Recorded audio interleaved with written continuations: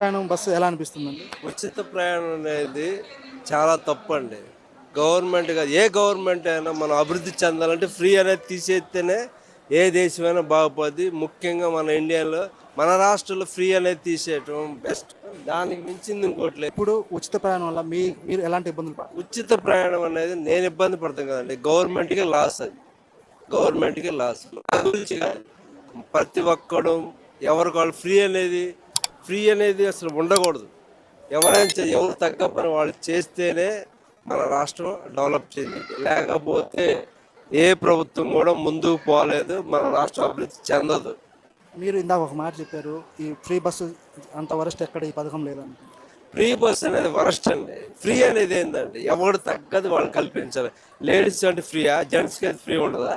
అంటే లేడీస్ అంటేనే మనుషుల, వాళ్ళు దేవతల, మగవాడు దేవత కదా. అసలు ఫ్రీ అనేది ఉండకూడదు.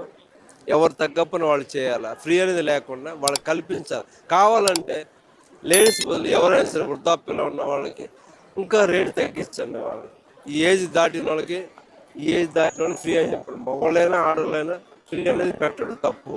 అసలు ఆ బస్సులు ఫ్రీ పెట్టే బదులు తగ్గించి నడిపించు. కనీసం కనీసం దాని ఆయిల్ ఖర్చు, కండక్టర్ డబ్బులన్నీ వస్తాయి కదా. అది ఫ్రీ అనేది చెప్పడం చాలా రాంగ్ అండి. అంటే నేను చెప్పేస్తున్నాను కాదు, కానీ ఫ్రీ అనేది ఎక్కడ ఉండవు.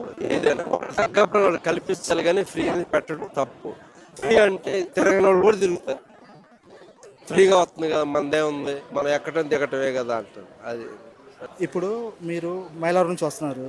మీకు ఎలాంటి ఇబ్బందులు అవుతున్నాయి? ఉచిత బస్సు ఆడవాళ్ళు సీట్లు ఇస్తున్నారా మీకు? ఆడవాళ్ళు సీట్లు దొరుకుతున్నాయా మీకు బస్సులో? అవి ఒకసారి దొరికితే దొరకట్లేదు, మళ్ళీ చెప్పలేదు. అంత కష్టంగానే ఉంది దొరకడం అనేది. మీకు ఎలాంటి ఇబ్బందులు ఎదురవుతున్నాయి బస్సుల్లో ఎలాంటి ఇబ్బందులు ఎదురవుతున్నాయి? మాకు ఇబ్బందులు అంటే అంటే ఒక్కోసారి వస్తున్నారు, ఒక్కోసారి రావట్లేదు జనాలు కూడా. నేను 5-6 రోజుల నుంచి తిరుగుతున్నాను. రావటం ఒక్కోసారి ఏమో వస్తారు, రాలేవు, సీట్లు దొరకట్లేదు.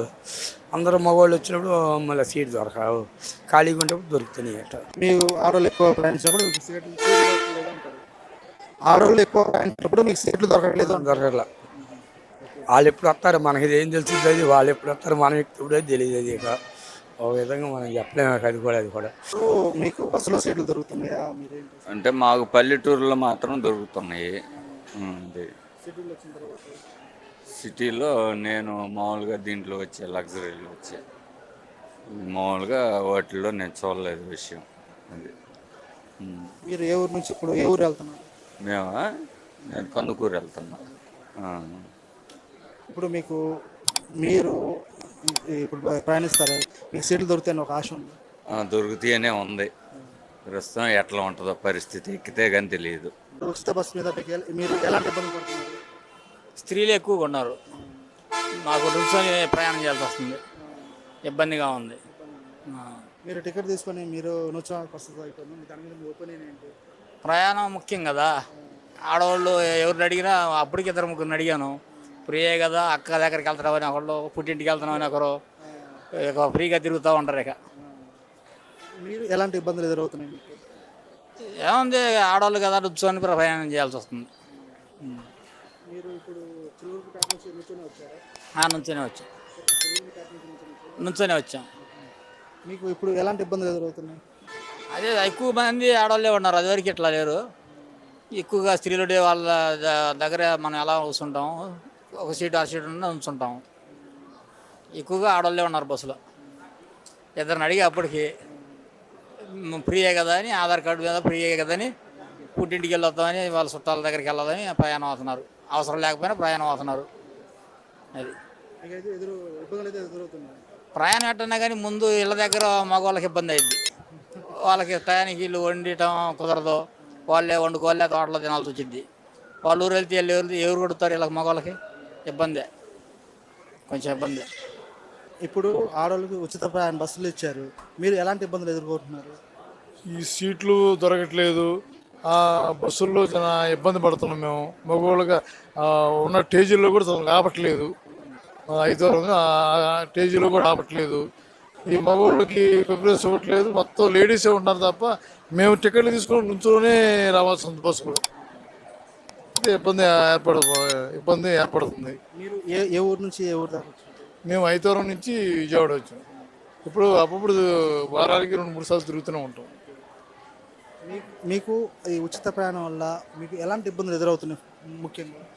చెప్పే కానీ సంగతి అని మేము బస్సులు మా కాడ ఆపట్ల, మా ఐతవరంలో స్టేజ్లో ఆపట్లేదు.